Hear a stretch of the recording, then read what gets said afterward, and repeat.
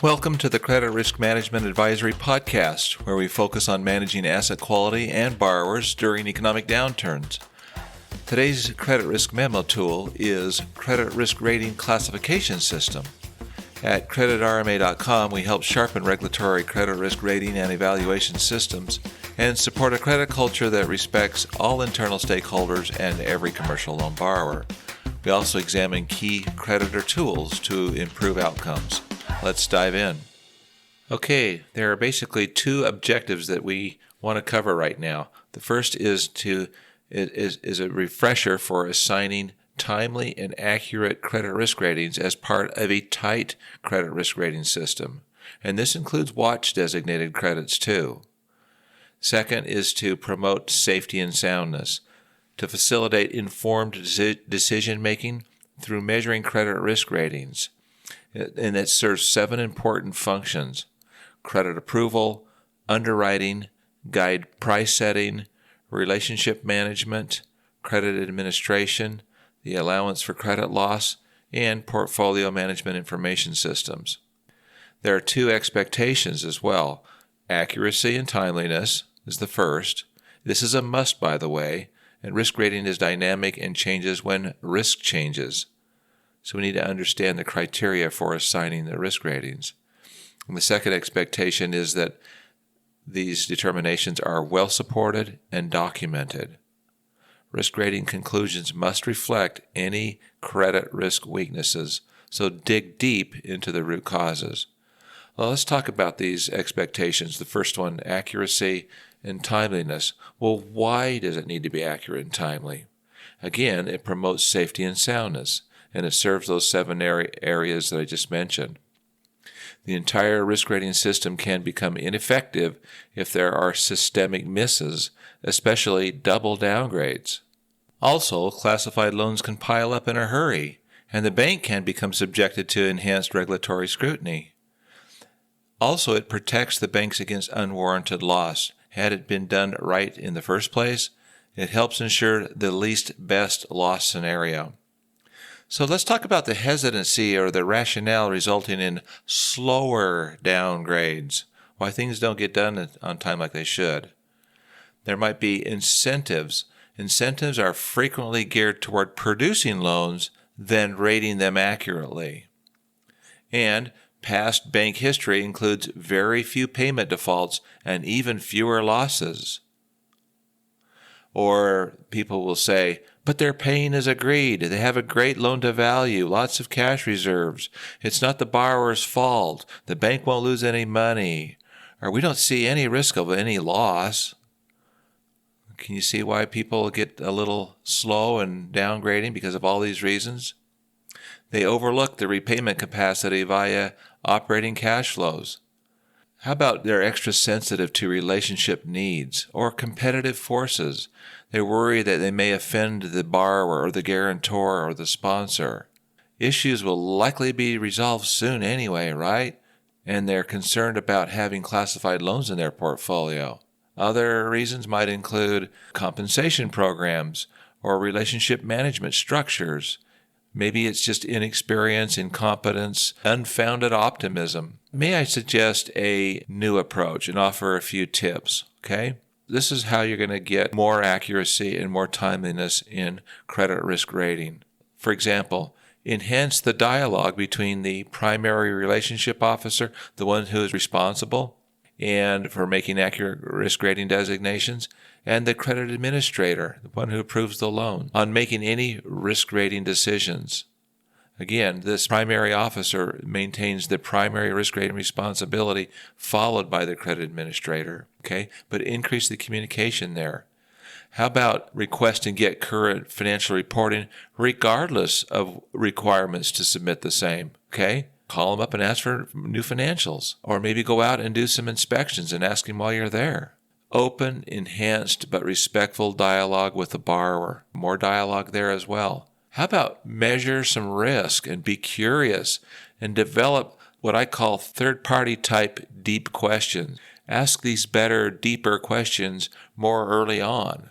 Or how about focusing on emerging trends of operating cash flow results, or like top-line performance, margin compression, any deteriorating metrics. Approach credit administrators when thinking about assigning a potential watch list designation for some uncertainty before you actually prepare the watch list designation form. Another, get comfortable with and be willing to share news that may not actually be good news with your credit administrators. Engage in rating definition discussions earlier, much earlier. Internal divergent views are always welcome and encouraged, so please, if you have a different divergent view, share it anyway. And remember, through this process where the stresses are increasing, be respectful, diplomatic, professional, and just document the heck out of the facts. Let's talk about upgrades. When credits are classified because of well-defined weaknesses like substandard loans of the borrower's financial condition or credit structure, ensure correction of the weaknesses and a period of sustained performance under reasonable repayment terms that should be demonstrated before upgrading their credit rating to pass. The mere existence of a plan for improvement by itself does not warrant an upgrade. Now, here's a tip that will really help you survive sometimes in a difficult environment when it comes to making accurate and timely risk ratings. It's well-supported and documented conclusions. On the well-supported, obtain appropriate financial information from the borrower and guarantors. Get it, regardless of the standard required financial reporting schedule. Go out and get all fresh, updated financial information. Second, conduct adequate due diligence by asking those third-party type questions, the deep dive questions. Do inspections if you can or have to. Next, if risk rating conclusions are not well supported, make further inquiry and analysis. That's what's required in order to determine the appropriate classification. You don't stop. Keep digging. How about those documented conclusions? If in doubt, anywhere along the process here, if you're in doubt, start writing it up, okay? Write it up and see what you have so that it can be discussed. And, of course, you can add to it or revise it later. But that's one way to start clearing the air, is to start writing things down. Next, documented support for the conclusion instills confidence. In other words, close the loop on any issue with documented analysis, evidence, rationale, vigorous but respectful, diplomatic, and professional documented defense of your conclusions, okay? Dig, and then take it to the finish line. And lastly, key assumptions should be reasonable, sufficiently disclosed, well-supported, carefully analyzed, and write it so that a third-party reader can understand everything you're saying about the income, the cash flow, the receivables, valuations, you name it. Now let's talk about the watch list monitoring, okay? Watch list monitoring is for uncertainties, okay? Not potential weaknesses and all of that, or well-defined weaknesses. This is for uncertainties. It's an early warning system. And the watch list process is really in place to alert senior management of any heightened but still acceptable borrower risk profiles that should warrant closer monitoring due to those uncertainties, be they financial, operational, managerial, ownership, industry, technology, labor, legal, environmental, the list goes on. Document the uncertainty, okay? Document it. Be very specific as to the uncertainty that it is to be monitored, with dates, amounts, etc., full descriptions, with even the intended resolution date, okay? So you're going to peel back the layers, and you're going to put down what it is and how you're going to monitor it, dates, expectations, the timing. Once the uncertainty is resolved, the watch list designation should promptly be removed.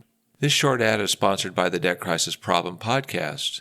Attention listeners, please join us at tuneabudget.com to tune into the Debt Crisis Problem Podcast, where in plain English we discuss the 20 risks that could soon fuel a serious economic downturn. We explore these critical risks and offer practical insights for navigating financial uncertainty. Join us for thought-provoking discussions that encourage transparency and awareness. Subscribe now to stay informed and be ready for whatever comes next. And finally, let's talk a little bit more let's do a refresher on those regulatory credit risk rating classifications. The watch list, of course, is not a rating classification. It's just a simple watch list designation. But here are the watch list credit risk rating classifications that most regulatory agencies use. First one is special mention. A credit exposure that, while currently protected by the sound worth and paying capacity of the borrower, exhibit distinct weakening trends and or elevated levels of exposure to external conditions. If not checked or corrected, these identified potential weaknesses may result in deteriorated prospects of repayment. These exposures require close management attention to avoid their becoming undue and unwarranted credit exposures. Let's go into a little example here about a CRE loan. Now, these potential weaknesses, like in a CRE commercial real estate loan, may include construction delays, or changes in concept or project plan, slower than projected leasing, rental concessions, deteriorating market conditions, impending expiration of a major lease, or other adverse events that do not currently jeopardize repayments. Such loans should receive elevated level of monitoring. How about the next one, substandard? This is a credit exposure that is inadequately protected by the current sound worth and paying capacity of the borrower or of the collateral pledged, if any. Exposures so classified must have a well-defined weakness or weaknesses that jeopardize the orderly repayment of the debt. They are characterized by the distinct possibility that the bank will sustain some loss if the deficiencies are not corrected. Let's look at another example. Well-defined weaknesses in a CRE loan may include, for example, slower than projected leasing or sales activity that may result in protracted repayment or default, lower than projected lease rates or sales prices that jeopardize repayment. How about changes in concept or plan due to unfavorable market conditions? You can see these are material, well-defined weaknesses. How about delinquent property taxes? Construction or tax liens, or the inability to obtain necessary zoning or permits to develop the project as planned. Diversion of needed cash from an otherwise viable property to satisfy the liquidity needs of a troubled borrower or guarantor. Material imbalances in the construction budget. Yeah. Significant construction delays. Yeah. The expiration of a major lease or default by a major tenant without a replacement lease or remedy to default in the near term, poorly structured or overly liberal repayment terms, material collateral damage or other significant casualty losses, bankruptcy or replacement of a general contractor, major subcontractor or suppliers, fraud or the misrepresentation of loan proceeds. All of these reasons that affect various types of commercial real estate loans can have well-defined weaknesses and require a substandard risk rating. The next risk rating classification is called doubtful.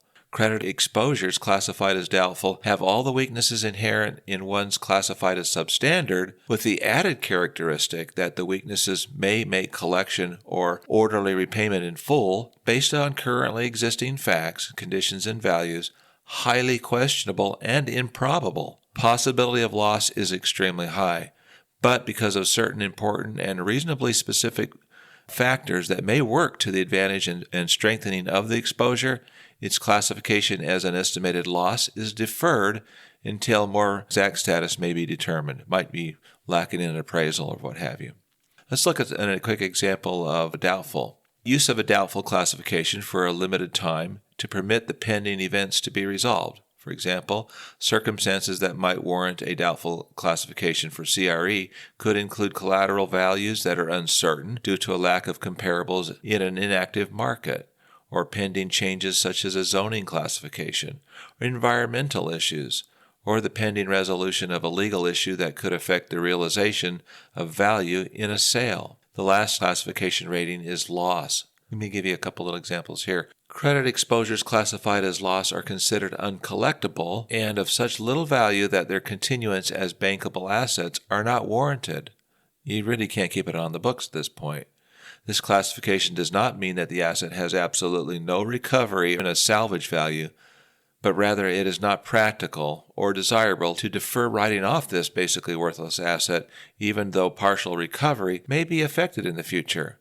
Finally, losses should be taken in the period in which they surface as uncollectible. Here's an example. As a general classification principle, for a troubled CRE loan that is dependent on the operation or a sale of the collateral for repayment, any portion of the loan balance that exceeds the amount that is adequately secured by the market value of the real estate collateral, less cost of sale, should be classified as a loss.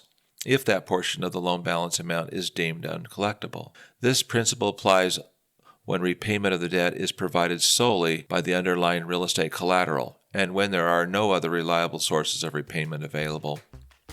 Thank you for joining us. Today we covered the credit risk classification system, another essential tool for managing asset quality and commercial borrowing relationships. We want to hear from you. Submit your own credit risk memo at creditrma.com and share your insights on navigating credit risk, including special risks in commercial lending. If you found today's episode valuable, please subscribe for updates on future podcasts at creditrma.com. Until then, let's continue to conquer credit risk challenges. Thanks again.